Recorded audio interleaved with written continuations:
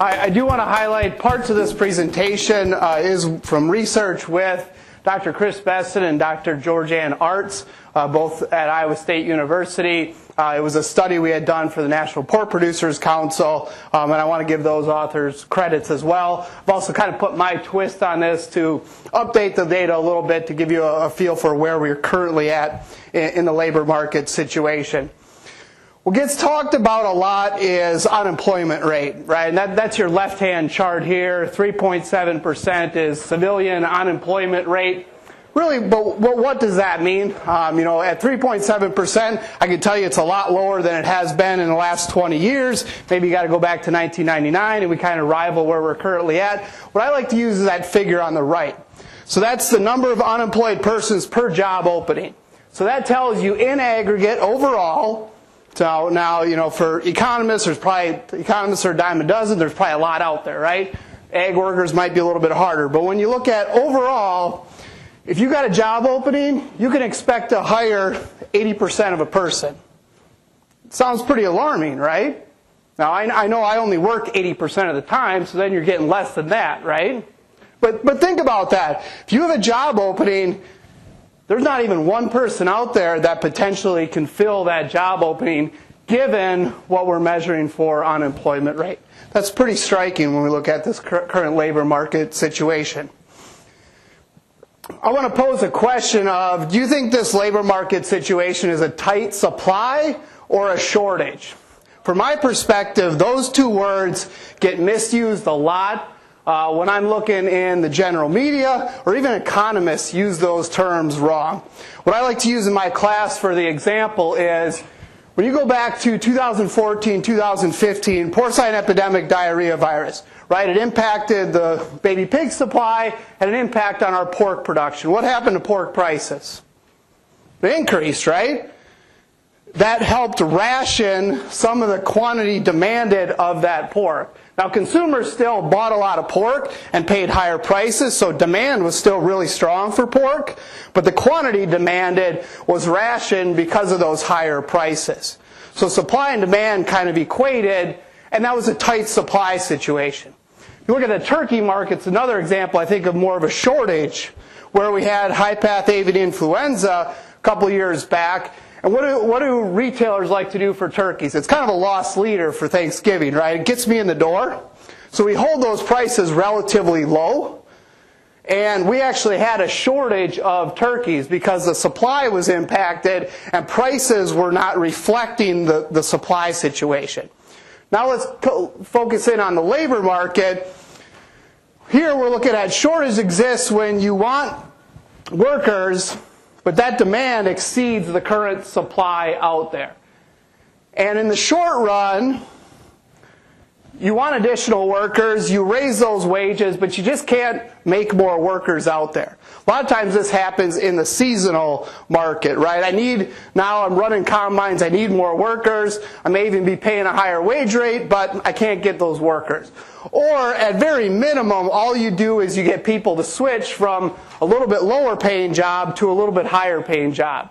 So I increase the dollar wage rate per hour by $1, I got someone to switch. You didn't alleviate the overall shortage in labor supply. Longer run, here the impact is you just can't attract more workers with higher wages. And that could be because they find other employment more attractive. Maybe it's not just wages that are attracting those employees.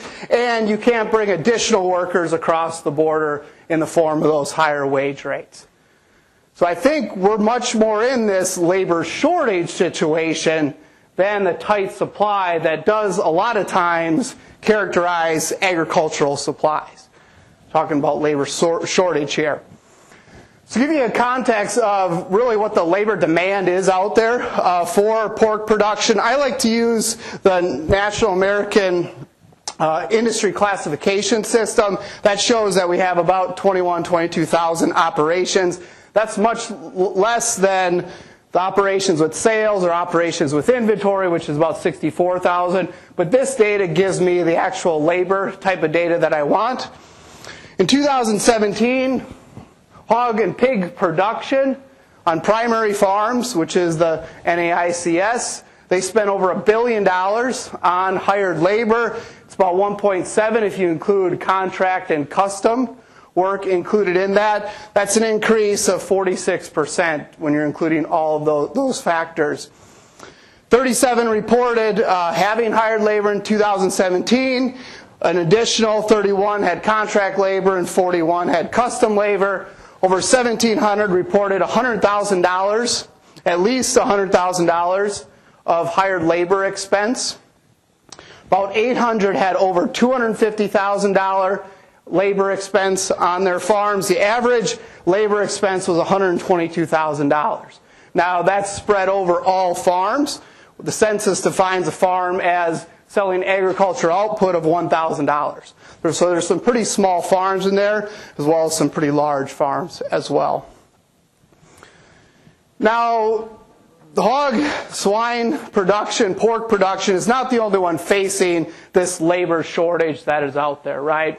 When you look across, here's commodity agriculture. This figure represents the percent of expenses that's due to labor expense. So the highest one is fruit. So a lot of harvesting and planting is very manual, labor intensive. That represents almost about 50% of their expense is a labor expense. You get all the way down to corn production, it's about 5% is the total labor expense. Hog production is about 10% of that. But I would also contend that a lot of hog operations aren't just hog operations, right? You're also growing corn, you're also growing soybeans, so that increases your expense. Now there's some labor sharing on an operation, of course, so that's not additive, where you're adding corn, you're adding soybeans, you're adding hogs and pigs, but it is over 10% on your typical hog farm here in the United States. Also, I would contend that there's one thing different about the hog industry from a lot of these other commodities, is we're growing significantly, or you're growing significantly in the hog industry. When you look at the most recent census of ag, so this is 2017 data compared to 2012, added almost 9,000 operations with sales. Operations with inventory, you've added about 3,000 operations with inventory. So it's growing.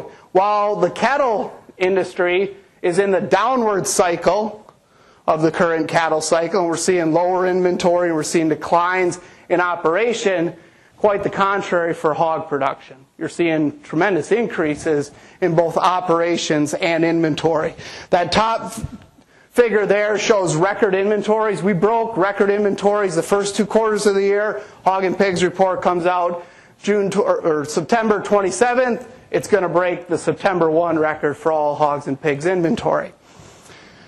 Now when we look across who is growing, so we're kind of projecting who's going to need labor, it's really across the board. So independent growers, they were a bulk of the increase in operations with sales. They are the bulk of the operations with sales, but they increased 8,400 farms over the 5-year period. You see increase in contract growers, you see increases in integrators. Furthermore, you see increases in individual or family operations, partnerships, corporations. So however you are categorized for tax purposes, doesn't matter. You're growing. You're needing more labor for the increased production on those operations. And then finally, when we look at kind of specialization of that labor, specifically at the farm level, farrowing operations are increasing across the board, as well as nursery and finishing operations. So there is a bit of a different skill set for certain operations, especially when you look across farrowing and finishing. Both of those are in need of additional labor as you're seeing the increase in operations. Now, a lot of this presentation is going to focus on the hog operation, so the live animal production component of it, and really on the farm. But I would also challenge that this labor shortage is much more broad for agriculture and the whole pork production system. And so Bill, even with National Pork Board, really summed this up in one of his blogs that he said, well, we need people on the farm that are producing the hogs. Here's a study we did back in 2016 using 2013 data, said you're employing about 112,000 people on those hog farms, but also we need people that are going to run the mills. We need people that are going to transport the pigs. We're going to need people who are going to be in the packing plants. And all of that together in the whole hog production system represents over 500,000 labor supply. And this was back in 2013. We've seen tremendous growth in hog production since 2013. So these numbers are certainly larger than they were back 6-7 years ago. And as we look forward and the profit potential in the hog industry, here's a model I maintain at Iowa State University. Shows historical profits plus projected profits. It looks pretty good, right? And what do hog producers do with profits? They plow it back into what brought them to the show, right? And that's what we've seen. 2014, a lot of that put in place the expansion we've seen the last 5 years in the hog industry. And as we see profit potential here, that shows that continued expansion is likely in the industry and further need for more labor on those farms and across the whole pork production system. So I wanted to summarize a few of the talking points we have in this labor report. I would encourage you to check out the link there. It's available on National Pork Producer Council's website. Available just to Google it there. First table we have in here, I think, really summarizes how good of a job that the hog industry has been doing to be proactive, going after labor, but it's still a challenge. So as we look at that first column of numbers there, that is employment. And we look at the first group is 2001 to 2016, then we have 2011 to 2016. So a longer term and a shorter term period. Employment, that 15-year period, it's increased annually more than any other competitive industry. And importantly, non-metro all industries, so that's rural employment, was declining over that 15-year period. But agriculture and hog production in particular were a source of growth for employment. We've seen largest growth over the 15-year period, a little bit less than construction, kind of post-recession, because that was the big boom, right, post-recession. And so we've seen a large employment to construction, and that's one of the competitors for hog production. Establishments have been increasing, so number of operations. We highlighted that with the census data. Total wages were the largest in that 15-year period. So it's not for a lack of trying, and that's pointing to that shortage situation. 5% increase in wages annually. I wish they gave me that at the university, right? I mean, that's a pretty good percentage increase annually over a 15-year period. Now, as we look in the much shorter year period, it's a little bit more in line with some other industries, but we've seen strong growth in agriculture really in general. A lot of that's by $7 corn, right? That brought a lot more operations into production. Construction, again, has been increasing over that 5-year period. Now, as we look at, kind of zero in on the 8th largest hog producing state, so of these states, this represents about 35% of the operations, 81% of the inventory. So that's why, just for ability to kind of shrink that down to see the individual states, but this represents a big chunk of both operations and inventory. National unemployment back in 2017, when we did the study, was 4.1%. It's actually a little bit lower today. But when you look across these hog-producing states, what do you see? It's either at or below national unemployment. That goes, again, back to hog production. Agriculture is really driving that employment, where we've actually seen some decrease in employment overall, especially when we look at kind of the rural areas. Now, what we've seen from 2017 to 2016 is a decrease in the rural labor force. So why do we focus on rural labor force? Well, that's where most hog operations are, obviously. And also we focus in on looking at these states to show the large decreases that we've seen in Missouri and Illinois. So large decreases there. Minnesota actually showed an increase in the rural labor force potentially, or rural labor force. Now, one sign this can also is indicative of is the rural brain drain. So this is talked a lot about in the literature to say some of the brightest minds are leaving kind of the rural areas and moving to the cities. Now, I personally see that as an implication for impacting the rural labor force. I think it's less of an indictment on the skills of the rural labor force. I think those are highly entrepreneurial, highly motivated, highly skilled workers that are still in that rural labor force. But overall, it is a shrinking rural labor force because of some of that rural brain drain. Now, when we look at labor force participation, this is where it gets much more interesting and kind of highlights the challenge that these 8 largest hog-producing states face. So the labor force participation, we're looking at population age 20 to 44. So that is kind of prime working age for farm labor. You don't see that many farm laborers over that age. You see a lot in more management type positions. Nationally, that's 63%. So rural labor force participation is measured people that are currently employed, seeking employment, divided by the working force population. Now, why is that 63% nationally? Well, take the Schulz household for one. We were at 100%, and then my wife decided to stay home with the kids. So we went from 100% to 50%. So that's labor force participation. People cannot work for several reasons, right? You could decide to stay home with the kids. One parent could do that. Also, you could go back to work, or you could just stop searching for work. But at age 20 to 44, that's a serious decision when you're in that prime working age. When we look across these 8 largest hog-producing states, they're all larger than the national average, and pretty large significantly back in 2009 as well as in 2016. What that means is there's not much slack out there, right? If we were closer to the national average in Iowa, for example, you could say, well, let's just figure out how to get those people working, right? Wages could be one way to get people working, but there could be other ways to motivate to get people to work. We're still very high in labor force participation in these hog-producing states.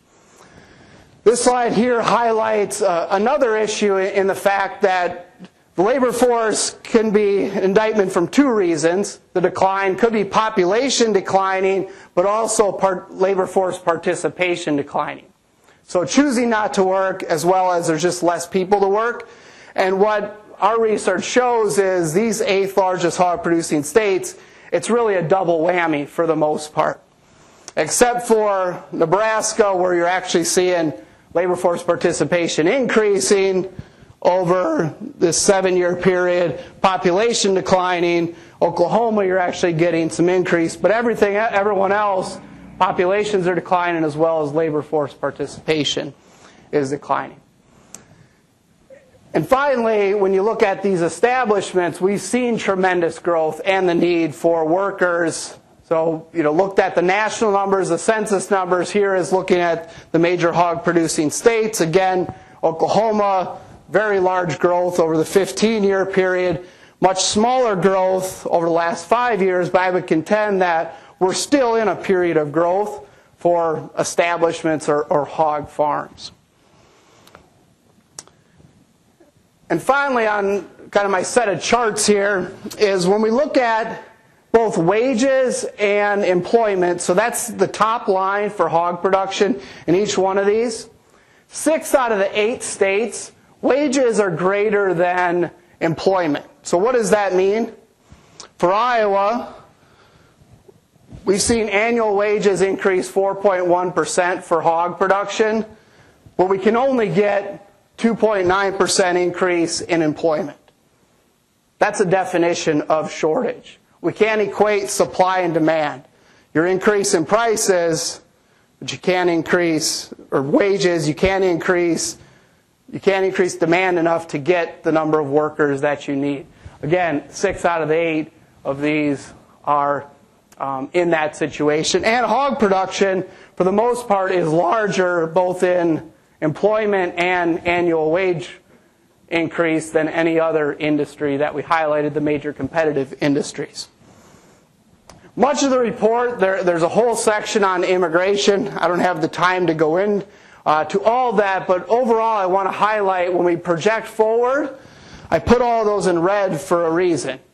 A lot of those are negative potential indications when we look forward for forecasting labor. One, the immigrant labor is aging. We're seeing immigrant labor, population demographics says there's going to be less pool available. One, because you're seeing lower population growth in many immigrant countries that immigrate to the U.S., as well as you're seeing higher education levels. So they're either going to stay there or they're going to find different work here potentially if they do immigrate to the United States.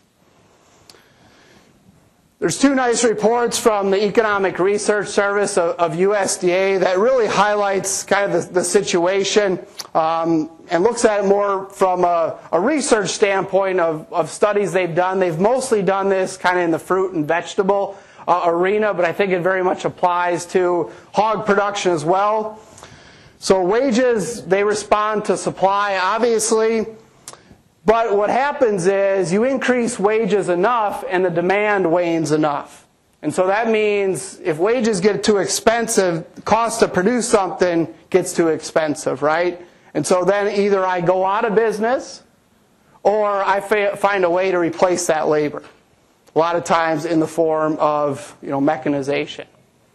And so we've seen that overall. That's a longer term issue, but something I think potentially the hog industry could stare at.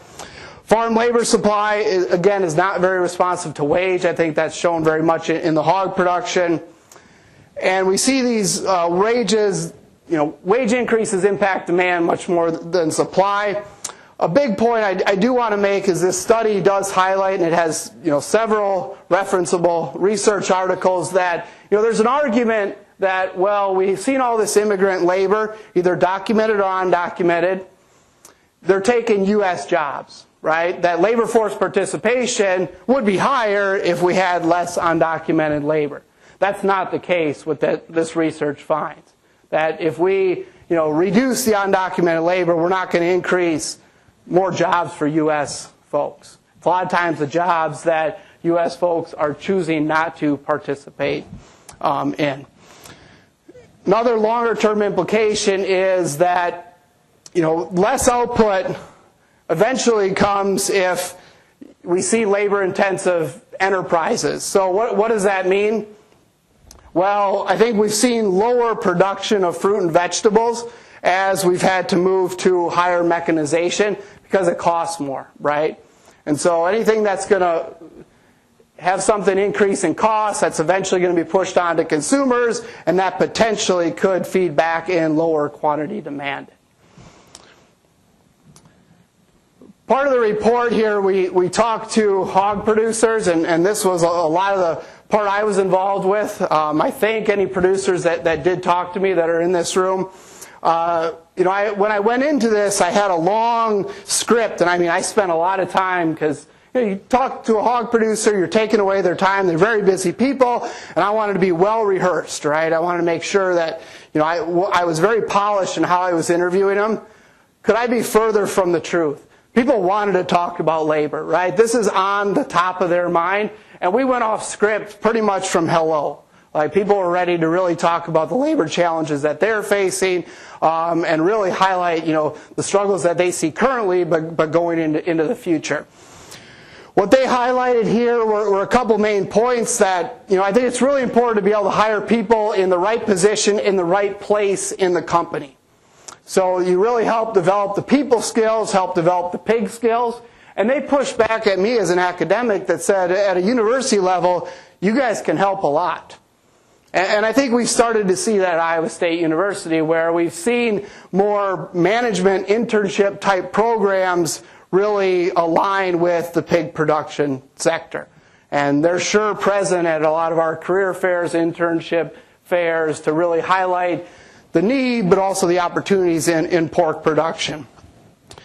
One thing that kept being highlighted, local labor market, we need to learn to adapt, right? People have schedules outside of work, and it's hard to keep labor, have them show up, or at least keep them around if you're having them work holidays and weekends. So you have to be adaptable there. Foreign-born workers, the current systems just don't work too well. So the guest worker programs, that foreign-born workers are a great asset to every company that we talk to. But the TN programs, H-2As, H-3, J-1 programs, they all have such limitations that it doesn't really match hog production as well as it could have. And so changes certainly need to be made there.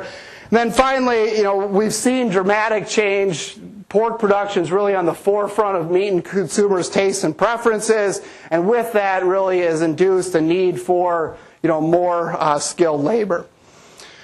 So the final thing I want to end with, and this was one more theme that came from these interviews, was we see all these challenges, but as in an industry, it's going to be up to us to adapt, right? I mean, we can complain about this, we can worry about the labor market situation, but we got to adapt. Des Moines Register, they do this every year. They do this top companies in Iowa. I just seen this when I was recently going through the Des Moines Register. And here it says, that's how some Iowa workers finish the sentence. I love my job because they care, they're compassionate, and it makes me strive to be the best team member I can be. They listen to my ideas, help me with my professional development. My input is sought and valued. I know I'm appreciated and valued. Not once in there did you hear they pay me a lot of money, right? And so I think in this age, we see that pork production is very competitive. This is where we're getting the workers from. And I'll tell you, there's 2 Iowa hog production businesses that are on these top lists. And so there may have been more, not everyone else participated, but, hog production can compete with anyone, and it's some of these factors that attribute to that.